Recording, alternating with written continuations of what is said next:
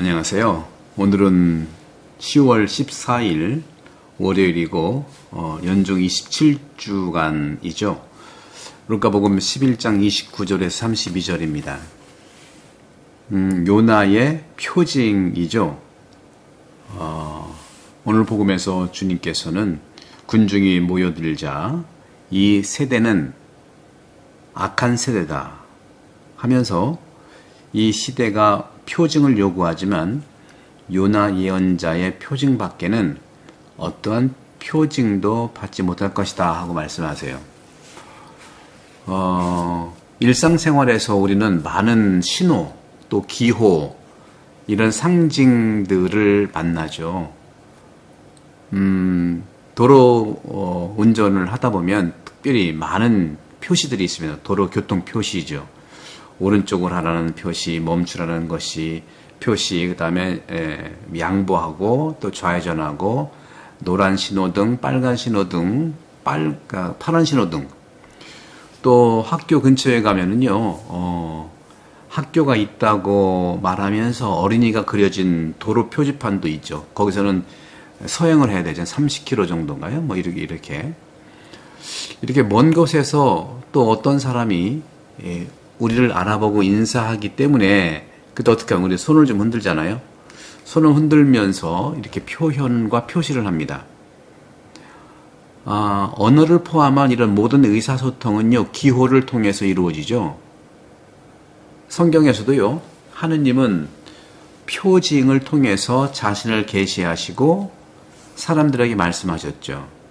그런데 구약 전체는 하나의 큰 표징의 책이라고 볼 수가 있어요. 성경, 즉 구약이 말하는 이야기는 아브라함부터 시작해서 이스라엘 전체 역사 전반에 걸쳐서 하느님께서 그의 백성들을 돌보시고 또 표징을 통해서 이스라엘 백성들을 인도하시는 것을 보여주고 있는 책이죠. 그러면 유대인들에게 있어서 또 유대인들은 예수님께 어떤 표징을 요구했을까요? 이것은 비교를 통해서도 우리가 설명할 수가 있는데, 저도 학교에 이제 오래 있었기 때문에 학생들의 표현을 한번 해보면, 학생은 선생님이 설명하는 것을 듣지 않을 수가 없죠. 수업이 끝나면 자기만을 위해서 또 간단하게 또 물어보는 학생들도 있잖아요. 질문 시간도 있지만, 우리도 평생 동안 우리가 살아가면서, 마음의 중심에 어떤 질문을 품고, 살아갈 수 있지 않겠는가 하는 말씀을 좀 드리고 싶어요. 그런 관점에서도, 우리는, 이 루카복음 29장 32절에서 보게 되면은 여러 세대에 있어서 우리가 살아가는 측면에서 우리가 볼 수 있는 것은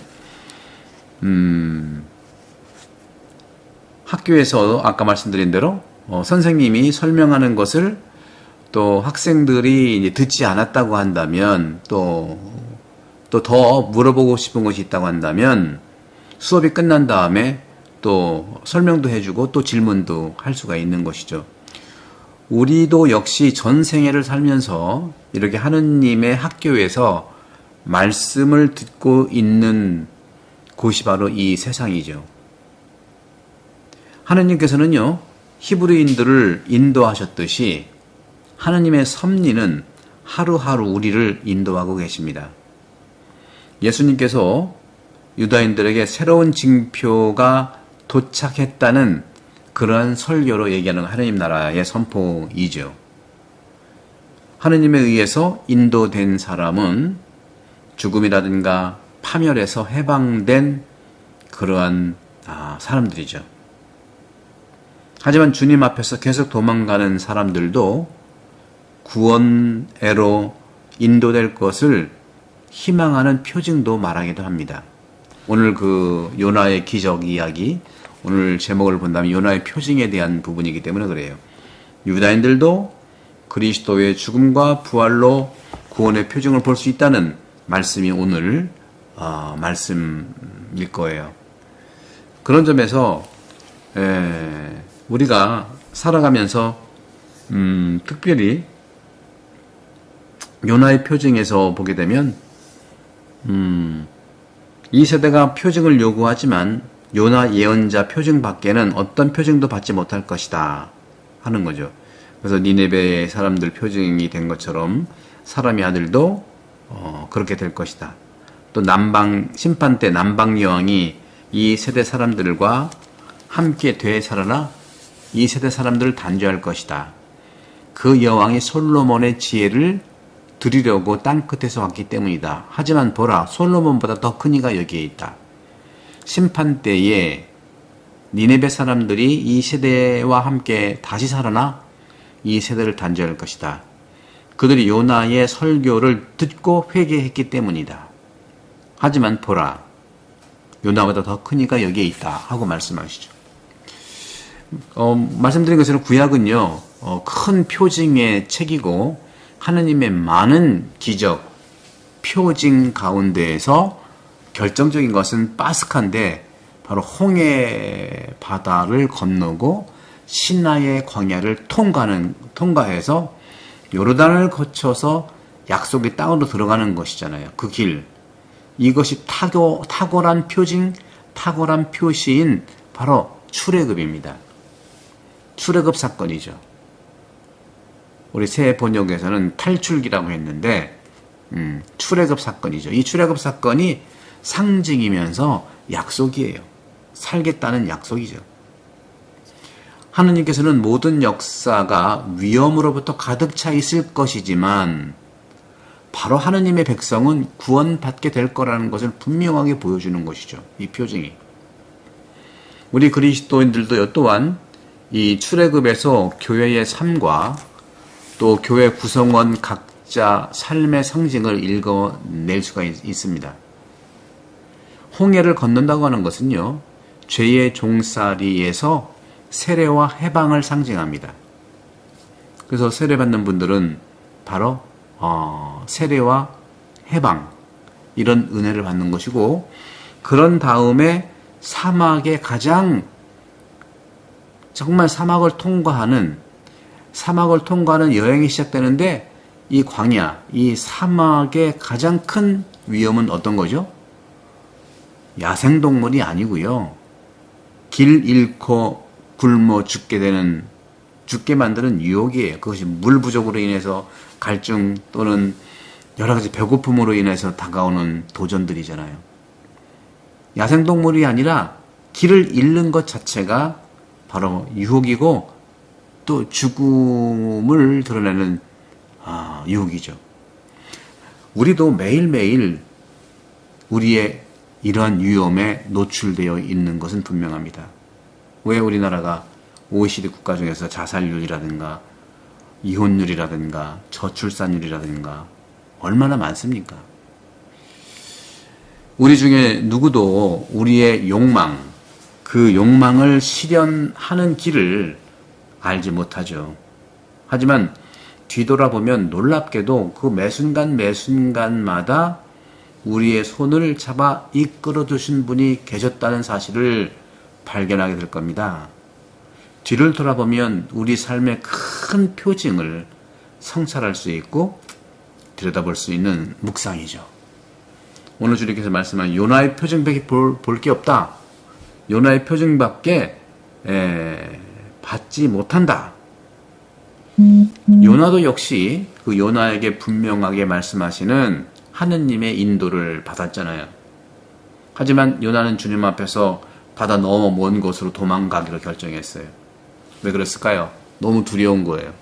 왜 내가 해야 되느냐? 그것도 이스라엘 백성이 아닌, 그렇죠?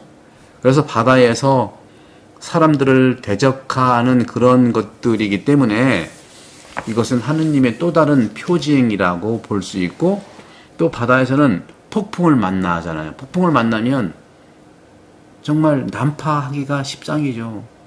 패하게 되기 때문에, 멸망하기 때문에, 배가 가라앉기 때문에 하느님 앞에서 도망가는 사람이 되어버린 거예요. 물리적으로 바다에 가서 죽지는 않을 테니까. 그렇게 도망가는 사람들은요, 이렇게 평화롭게 여행을 계속할 수 있다고 믿는 거예요. 하지만 그건 자기 생각입니다.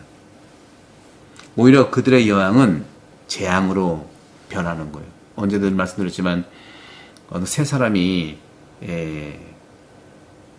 엄동설안에 정말 그 영하 수십 도 되는 그런 상황에 세 사람이 가는데 한 사람이 전쟁통에 부상을 당한 거였었어요.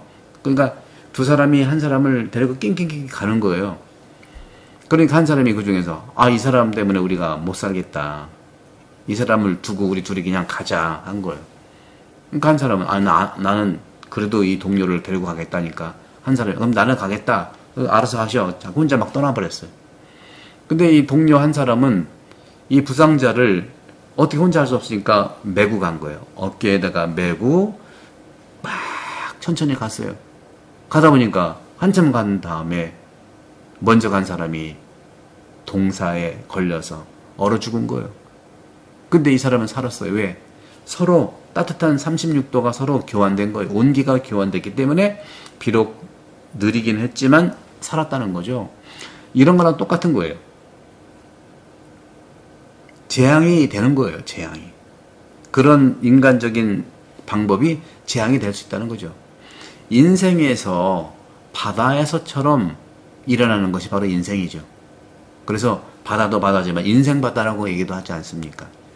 하느님의 인도를 받는 사람들은요, 파도 위로 떠내려가고 하느님을 피하는 자는 파도에 잠기는 거예요. 그래서 오늘 요나 이야기에 따르면 요나는 시면으로 내려갑니다. 고대 신앙에 따르면요, 신화 속의 고래, 즉 그것은 죽음과 멸망의 상징이라는 것이죠.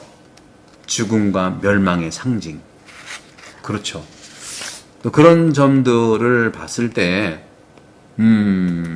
우리가 살아가는 이 현세에서도 광야의 현세, 시면 속의 현세라고 볼 수가 있던 것이죠. 욥기 3장 8절에도 그러한 내용들이 있어요. 죽음과 멸망의 상징인 바로 그곳에서 사는 경험을 하는 것이죠. 이제 예수님께서는요, 유다인들에게 예언하신 새 표징으로 다가오십니다. 예수야말로 새로운 표징 중에 표징이에요. 하느님의 인도를 받은 사람은 누구나 죽음과 멸망에서 벗어날 것입니다. 그리고 계속해서 주님 앞에서 도망가는 사람도 있겠지만 그 도망가는 사람들도 다시 구원받을 가능성을 보여주시는 것이 바로 하느님이고 오늘 복음이에요. 그렇지 않으면 요나를 붙잡아가지고 회개하라고 하겠습니까? 유대인들은요, 예수님의 죽음과 부활에서만 표징을 보게 되었는데 우리는 이런 혼란스러운 순간에 주님을 만난다는 것을 꼭 기억하십시오. 하나님께서는 우리를 올바른 길로 안전하게 인도하십니다.